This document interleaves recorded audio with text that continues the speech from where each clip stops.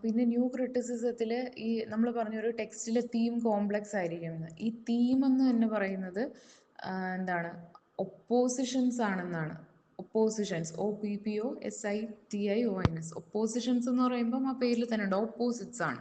അപ്പം new critics പറയുന്നതെന്ന് പറയുമ്പം ഒരു ടെക്സ്റ്റിൻ്റെ തീം എന്ന് പറയുന്നത് ഒപ്പോസിഷൻസ് ആയിരിക്കും എന്നാണ് പറയുന്നത്. എന്ന് പറഞ്ഞാൽ രണ്ട് ഓപ്പോസിറ്റ് ക്വാളിറ്റീസ് ആയിരിക്കും. ഒപ്പോസിഷൻസിൻ്റെ ഇപ്പോൾ എക്സാമ്പിൾ എഴുതാം. ഇപ്പം ലവ്, ഹേറ്റ്രഡ്, സ്നേഹം, വെറുപ്പ്, അതുപോലെ ലവ്, ഹേറ്റ്രഡ്, അതുപോലെ ലൈഫ്, ഡെത്ത്, പിന്നെ സിമ്പിൾ, കോംപ്ലക്സ്, ഓർഡർ, ഡിസോർഡർ, പിന്നെ ഗുഡ്, ഈവിൾ, പിന്നെ ട്രൂത്ത്, ഫോൾസ്ഹുഡ്, ഇമോഷൻ, റീസൺ. അപ്പോൾ അങ്ങനെയൊക്കെയുള്ള ഇമോഷണലായിട്ട് ചിന്തിക്കുക. അതുപോലെ റീസൺ എന്ന് പറയുമ്പം ഇമോഷണൽ അതല്ലാതെ ലോജിക്കലായിട്ട് ചിന്തിക്കുക. അപ്പോൾ ഇതൊക്കെ ഒപ്പോസിഷൻസ് ആണ്. ഇതുപോലെയാണ് ഒരു ലിറ്റററി ടെക്സ്റ്റിനകത്തെ തീംസ് എന്ന് പറയുന്നത് ഒപ്പോസിഷൻസ് ആണെന്നാണ് ന്യൂ ക്രിട്ടിക്സ് പറയുന്നത്. So according to new critics the themes of a literary text are oppositions. അതെന്ന് പറയുമ്പോൾ like good, evil, truth, falsehood, പിന്നെ ലൈഫ്, ഡെത്ത്, ഇമോഷൻ, റീസൺ, അങ്ങനെ ഓപ്പോസിറ്റ്സ് ആണ്. പിന്നെ ഈ ടെക്സ്റ്റ് എങ്ങനെ അനലൈസ് ചെയ്യണം എന്ന് പറയുമ്പോൾ നമ്മൾ നേരത്തെ പറഞ്ഞു ക്ലോസ്ഡ് വേർബൽ അനാലിസിസ് ആണ്. അപ്പം ഒരു റീഡറിൻ്റെ ജോബ് എന്ന് പറയുന്നത് ഈ ടെക്സ്റ്റിനെ അനലൈസ് ചെയ്യുക എന്നുള്ളതാണ്. അപ്പം ടെക്സ്റ്റിനെ അനലൈസ് ചെയ്യുക എന്ന് പറയുന്നത് ഒരു എക്സസൈസ് ആണെന്ന് പറയുന്നു. And to find out how all its parts contribute to a complex but unified statement about human problems. എന്ന് പറഞ്ഞാൽ ഇത്രയേ ഉള്ളൂ. ഒരു ടെക്സ്റ്റിനെ അനലൈസ് ചെയ്യുന്നതിലൂടെ നമ്മൾ എന്താ ചെയ്യേണ്ടത്? റീഡർ അതിനകത്തെ എല്ലാ കോംപ്ലെക്സ് പാർട്സിനെയും, നമ്മൾ പറഞ്ഞു തീം എന്ന് പറയുന്നത് കോംപ്ലെക്സ് ആയിരിക്കണം എന്ന്, അതിനകത്ത് എല്ലാ കോംപ്ലെക്സ് തീംസിനെയും അനലൈസ് ചെയ്ത് അതിനെ ഫൈനലി ഒരു സെൻട്രൽ യൂണിറ്റി ആ ടെക്സ്റ്റിന് കൊണ്ടുവരണം.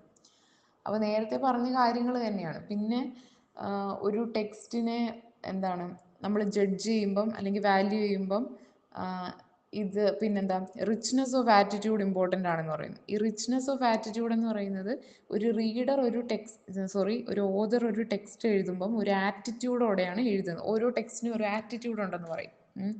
അപ്പം റിച്ച്നെസ് ഓഫ് ആറ്റിറ്റ്യൂഡ് ഒരു ടെക്സ്റ്റിന് ഇമ്പോർട്ടൻ്റ് ആണ്. ഈ ആറ്റിറ്റ്യൂഡ് എന്ന് പറയുമ്പോൾ പല തരത്തിൽ വരാമെന്ന് ഇവർ പറയുന്നു. Example ambivalence, ambiguity, irony, paradox. ഈ ഐറണി, പാരഡോക്സ് ഒക്കെ ലിറ്റററി ടെക്നിക്സ് ആണ്. അതുപോലുള്ളതാണ് ആംബി വാലൻസ്, ആംബിഗ്വിറ്റി എന്നൊക്കെ പറയുന്നത്. അപ്പോൾ ഈ ആംബി വാലൻസ്, AMBIVALENC, ആംബി വാലൻസ് എന്ന് പറയുമ്പോൾ മിക്സഡ് ഫീലിങ്സ്. നമ്മൾ പറയത്തില്ലേ രണ്ട് മനസ്സോടെ നിൽക്കുന്നത്, അത് മിക്സഡ് ഫീലിങ്സ് ആണ്. ആംബിഗ്വിറ്റി, AMBIGUITY, ആംബിഗ്വിറ്റി എന്ന് പറയുമ്പം കൺഫ്യൂഷനാണ്, ക്ലിയർ അല്ലാത്ത അവസ്ഥ, ആംബിഗ്വിറ്റി. പിന്നെ ടെൻഷൻ, ഐറണി അറിയാലോ, എന്ന് പറഞ്ഞാൽ നമ്മൾ ഒരു കാര്യം പറയുന്നു പക്ഷെ അതിൻ്റെ ആ ഒരു സെൻസിലല്ല അത് ഉദ്ദേശിക്കുന്നത്, അതിൻ്റെ ഓപ്പോസിറ്റ് സെൻസിൽ ആണ് അത് ഉദ്ദേശിക്കുന്നത്. പിന്നെ പാരഡോക്സ് എന്ന് പറയുന്നത് കോൺട്രറി ആണ്, ഓപ്പോസിറ്റ് ആയിട്ട് വരുന്നത്. അപ്പോൾ ഇതൊക്കെയാണ് ഒരു ടെക്സ്റ്റിനകത്ത് വരാൻ പറ്റുന്ന ആറ്റിറ്റ്യൂഡ്. അപ്പോൾ ഒരു റൈറ്റർ ഒരു ടെക്സ്റ്റ് എഴുതുമ്പോൾ ഒരു ആറ്റിറ്റ്യൂഡോടെയാണ് എഴുതുന്നത്.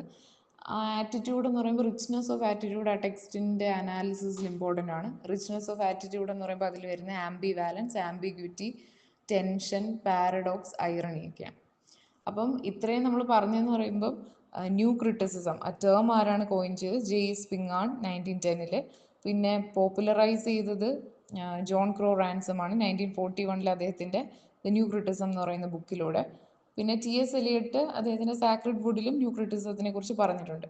പിന്നെ ന്യൂ ക്രിറ്റിസം എന്താണ് പറയുന്നത്? ഒരു ടെക്സ്റ്റിനെ നമ്മൾ ഇൻട്രിൻസിക് ആയിട്ട് അനാലിസിസ് ചെയ്യണം. ടെക്സ്റ്റിനെ എങ്ങനെ അപ്പം ആദ്യം ടെക്സ്റ്റിനെ കുറിച്ച് എന്താ പറയുന്നതെന്ന് പറയുമ്പോൾ ടെക്സ്റ്റ് ഒരു ഓട്ടോണോമസ് ആയിട്ടുള്ള ഒരു എൻറ്റിറ്റിയാണ്, ഇൻഡിപെൻഡൻ്റ് ആയിട്ട് എക്സിസ്റ്റൻസ് ഉള്ള എൻറ്റിറ്റിയാണ്. പിന്നെ ഒരു ടെക്സ്റ്റിന് കോംപ്ലക്സ് ആയിട്ടുള്ള തീമായിരിക്കണം ഉണ്ടായിരിക്കേണ്ടത്. പിന്നെ അതിനകത്ത് പിന്നെ അടുത്ത പറയുന്നത് ടെക്സ്റ്റിനെ നമ്മൾ എങ്ങനെ അനലൈസ് ചെയ്യണം. ടെക്സ്റ്റിനെ അനലൈസ് ചെയ്യുമ്പോൾ ക്ലോസ്ഡ് റീഡിങ് വേണം എന്ന് പറയുന്നു. അതിനകത്തുള്ള എന്താണോ അത് വേണം നമ്മൾ അനലൈസ് ചെയ്യാൻ. അല്ലെങ്കിൽ ഇൻട്രിൻസിക് അനാലിസിസ്, ടെക്സ്റ്റിനകത്ത് എന്താണോ എഴുതിയിരിക്കുന്നത് അത് അനലൈസ് ചെയ്യണം, അല്ലാതെ എക്സ്ട്രിൻസിക് അല്ല. അതായത് കോണ്ടെക്സ്റ്റിനൊന്നും പിന്നാലെ പോകാൻ പാടില്ല. അപ്പോൾ അത് ഹിസ്റ്റോറിക്കൽ ആവാം, ബയോഗ്രഫിക്കൽ ആവാം, ഓതറിൻ്റെ ബയോഗ്രഫിയെ കുറിച്ചാവാം, പൊളിറ്റിക്കൽ, പൊളിറ്റിക്കൽ അങ്ങനെയുള്ള കാര്യങ്ങളൊക്കെ ആവും. ഇപ്പോൾ കോണ്ടെക്സ്റ്റ്, ഏത് കോണ്ടെക്സ്റ്റിലാണ് ആ ടെക്സ്റ്റ് എഴുതിയത് അതിൻ്റെ പിന്നാലെ പോരുത്. What is written in the text, അതാണ് ഇമ്പോർട്ടൻറ്റ്. അപ്പോൾ ഇൻട്രിൻസിക് അനാലിസിസ് ആണ്. ഒരു ടെക്സ്റ്റിനെ അനലൈസ് ചെയ്യുമ്പം ക്ലോസ്ഡ് റീഡിംഗ് ആയിരിക്കണം, ഇൻട്രിൻസിക് അനാലിസിസ് ആയിരിക്കണം, പിന്നെ അതിന് കോംപ്ലക്സ് തീം ഉണ്ടെന്ന് പറഞ്ഞു. അപ്പം ഈ കോംപ്ലക്സ് തീം ഒക്കെ ഒരു റീഡർ അനലൈസ് ചെയ്യുമ്പം എന്താണ് ചെയ്യേണ്ടത്? ഈ കോംപ്ലക്സ് തീംസിനെ അനലൈസ് ചെയ്ത് ഫൈനലി ആ ടെക്സ്റ്റിന്റെ സെൻട്രൽ യൂണിറ്റി, എല്ലാ ടെക്സ്റ്റിനും ഒരു യൂണിറ്റി ഉണ്ട്, സെൻട്രൽ യൂണിറ്റിയിലേക്ക് എത്താൻ കഴിയണം. പിന്നെ അതുപോലെ ഒരു റീഡറിന്റെ മറ്റൊരു പ്രത്യേകത എന്ന് പറയുമ്പം റിച്ച്നെസ് ഓഫ് ആറ്റിറ്റ്യൂഡ്, ആ ടെക്സ്റ്റിന്റെ റിച്ച്നെസ് ഓഫ് ആറ്റിറ്റ്യൂഡ് മനസ്സിലാക്കാൻ കഴിയണം. ഈ ആറ്റിറ്റ്യൂഡ് ഓഫ് ദ ടെക്സ്റ്റിനകത്ത് വരുന്നതാണ് ആംബിവാലൻസ്, ആംബിഗ്വിറ്റി, പാരഡോക്സ്, ഐറണി എന്നൊക്കെ പറയുന്നത്, ടെൻഷൻ ഒക്കെ. അപ്പം ഇത്രയാണ്. പിന്നെ എന്താ ഈ തീം എന്ന് പറയുന്നത് ഒപ്പോസിഷൻസ് ആണെന്ന് ന്യൂ ക്രിട്ടിക്സ് പറയുന്നു.